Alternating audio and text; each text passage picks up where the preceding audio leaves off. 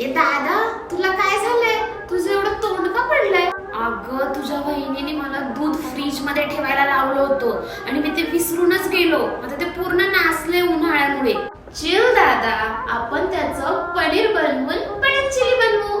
अरे वा, मस्त आयडिया आहे. म्हणजे तुझी बहिणी माझं डोकं न खाता डायरेक्ट पनीर चिलीच खाईल. चला तर मग वहिनीला खुश करण्यासाठी पनीर चिली बनवूयात. त्यासाठी बाउल मध्ये घेतलेलं आहे मक्याचं पीठ, मैदा, आलं लसूण पेस्ट, विविध मसाले आणि त्यामध्ये पाणी टाकून ते मिक्स करणार आहे आणि पनीर क्यूब्स वरती ते टाकणार आहे. आता ह्याला डीप फ्राय करून पनीर चिलीसाठी सॉस बनवण्यासाठी एका कढईमध्ये लसूण, कांद्याची पात, कांदा, ढोबळी मिरची, विविध सॉस, विनेगर, विविध मसाले, सोया सॉस हे सगळं टाकून नीट मिश्रण एकत्रित करणार आहोत. हे सगळ्या इन्ग्रेडियंटचे नाव तुम्हाला डिस्क्रिप्शन मध्ये दिलेलं आहे. आता ते नीट मिक्स करून आपण त्याच्यामध्ये पनीर क्यूब्स टाकणार आहोत आणि आता आपली पनीर चिली तयार आहे. आता आपण ते वहिनीला देऊया.